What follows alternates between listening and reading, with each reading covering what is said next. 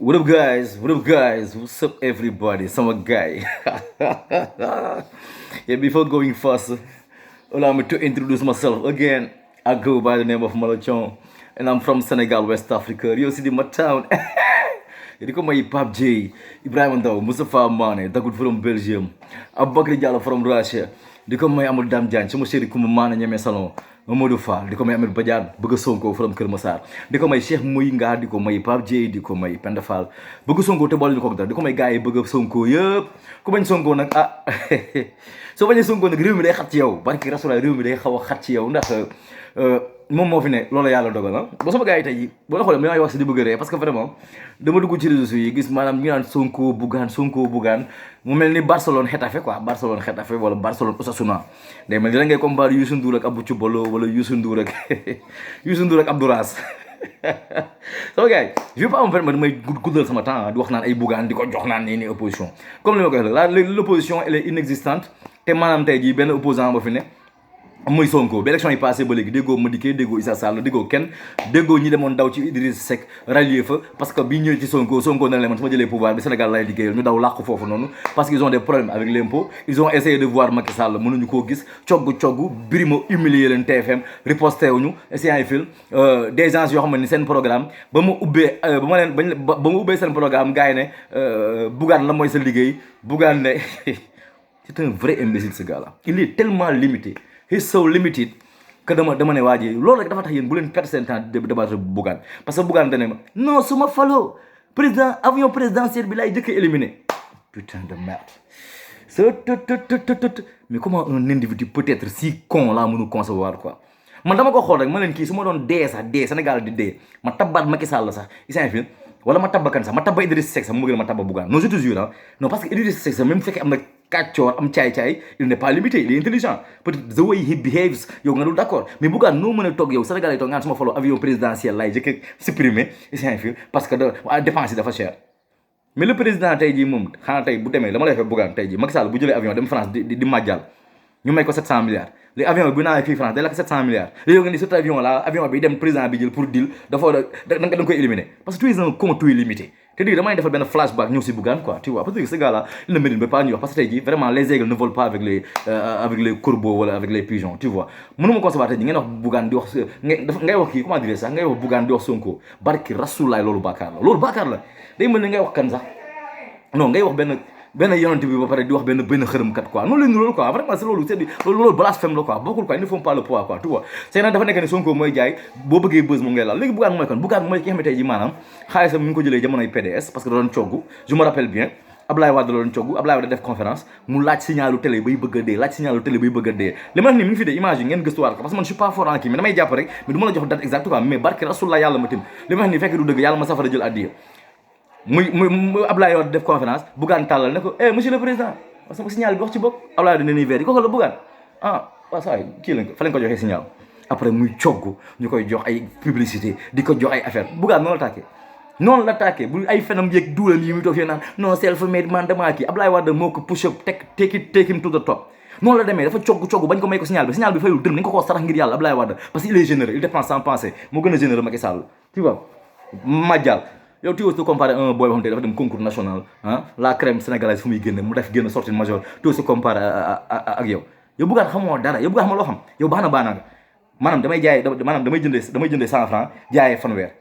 am bénéfice fukki dërëm sa connaissance foofu la yem kon tax nga da nga jaay avion présidentiel bi tu vois donc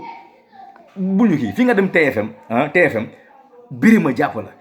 la parce que Birima ne tu es fauché te loolu dama koy wax tu es fauché Birima ne tu es fauché tu ne parviens plus à joindre les deux bouts jëm nga fexe xool Macky Sall ba seen Birima da la ko rabâché en direct TFM ñemewoo tontu donc Birima avait raison Birima was right parce que qui ne dit rien consent ngay cogg loolu après tey ji ngay jéem a def tey wala mbañeel bu ñu Sonko du ñu koy mettre fële ngay indi Sonko parce que tey gars yi il faut ñu comprendre que la politique sénégalaise nee na lay demee maanaam soo bëggee Macky Sall recevoir la booy yëngalal yooyu la ñuy def de booy yëngalal ay ñun ñii sax parfois dañuy am problème boobu parce que ngay ñëw di xeexal Sonko ngir yàlla tax Sénégal ñu ne booy bi day wax pour ëllëg bu Sonko faloo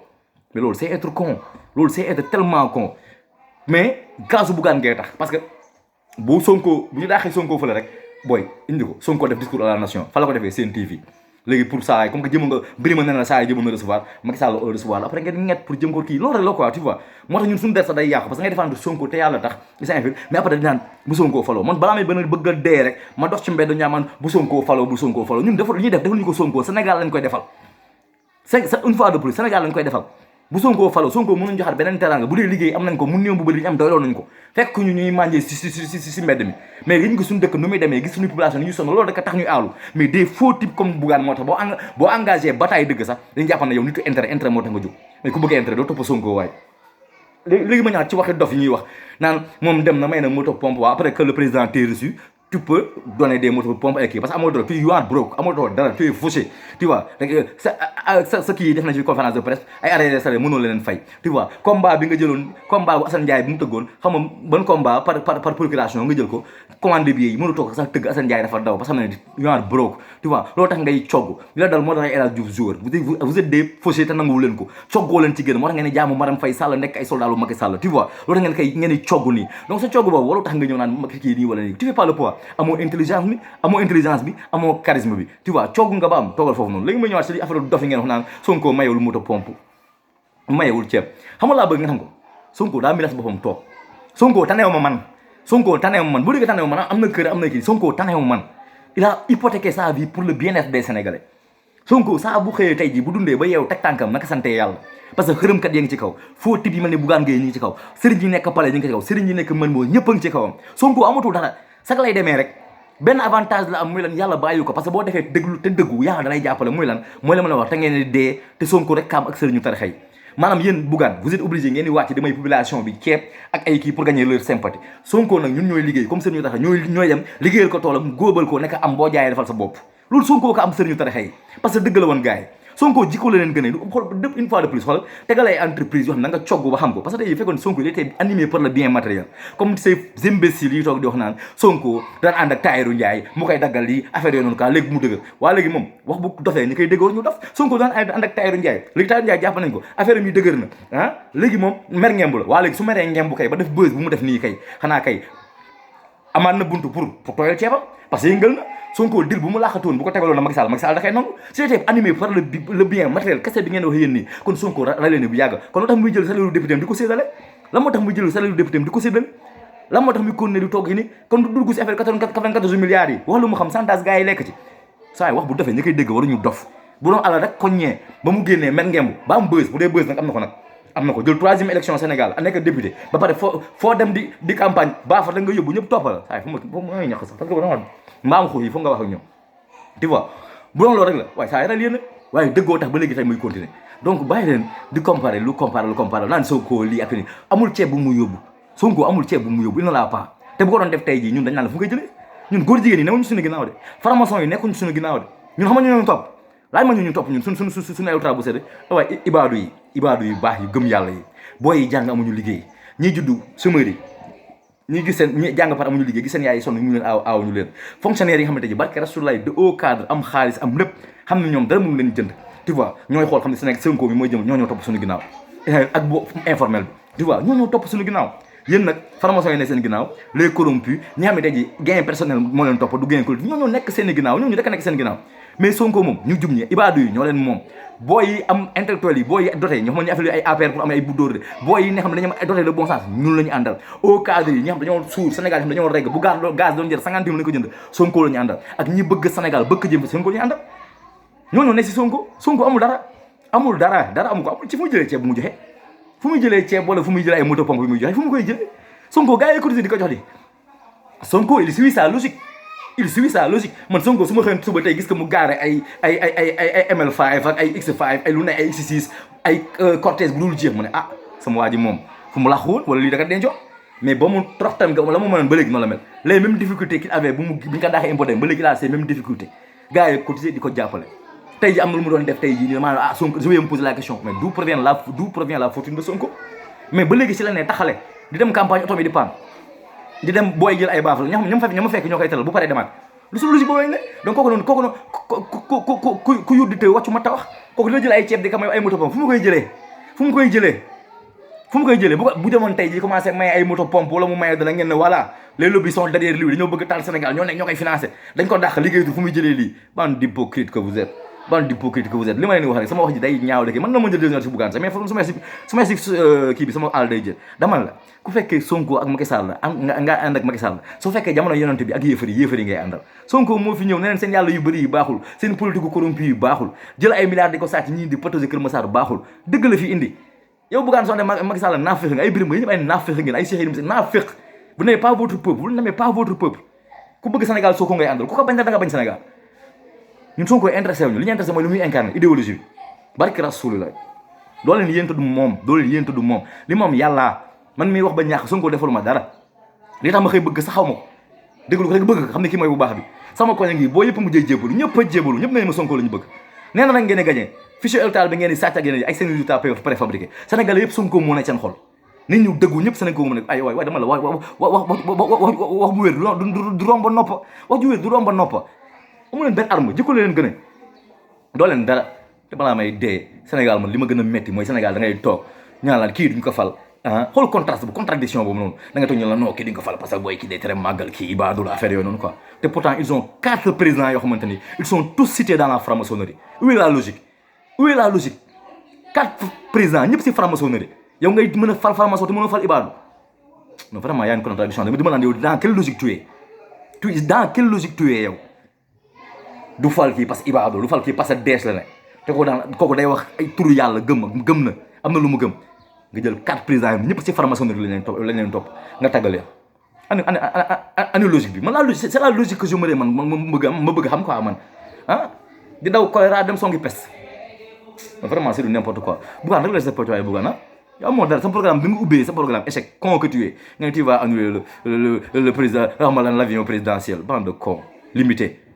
amoo benn xam-xam xamoo loo xam yow jëndee 100 jaayee fanweer am fukk ta connaissance s'arrête là xamoo dara mooy li sama ko waajal doon wax rek Sénégal moo neex ba léegi boo amee xaalis soo amee xaalis rek mooy ay comme ça c'est imbécile yu mel ni Ahmed Aïdara même ñooñu noonu quoi tant que durin ki yooyu moom moo gën a sof yàlla bal nit bindu boppam man bëgguma di xaste parce que nit bindul boppam mais ñu neneen merloo quoi Ahmed Aïdara moom ay bés mi la def nga xalaas ak i tës rek yow tamit nga ne yaa moom Sénégal quoi additionné da ngay def ay cartes mais Sénégal léegi c'est la médiocrité qui prime quoi da ngeen nekk ancien animateur yu fuural amoo dara sa bopp mënoo teg benn projet bu développé diggante Dakar ak Saint-Louis mais may nga ñaari ordonnance Guédiawaye nga ne da ngay jël quoi c'est du n'importe quoi la médiocrité prime quoi dans ce pays ñi war a wax duñu wax ñi war a jëf duñu jëf les hommes qu'il faut non pas à la place qu'il faut parce que xaalis rek am ay population bu analphabète yoo xam dañuy topp la masse rek parce que mi ngi faj bu mu gàcce mi ngi may loolu la ñuy falee Sénégal ay fal leen Sonko waaye affaire bi ay ceeb yooyu may si inondation wala affaire bi mooy xoolal fal koo xam ne ni da lay teg si bien-être ba doot inondé te bay tal ñu lay may ceeb saay fal leen ku leen jàngal napp waaye bu leen fal ku leen di may jën waaye may jën rek may jën every day all day may jën loolu bëggaan may de may jën maam góor sa témbésil moom it loolu lay wax quoi moom du ma sax bëgg moom it di cogg waaye coggumaan yi man vraiment di cogg pour rek sa bien-être bàyyi kii mën a fen maam góor nee na 60 millions premier kasatam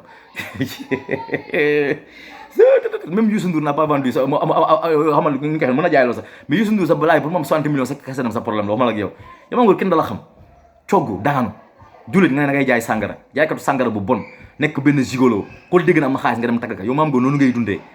intérêt rek ngay dundee intérêt loolu moo feeñ sa jabar yi ngay doxal moo feeñ sa liggéey moo feeñ dara yow noonu ngay dundee yow doo sëgg fu dara amul Sonko da leen gën a nekk gor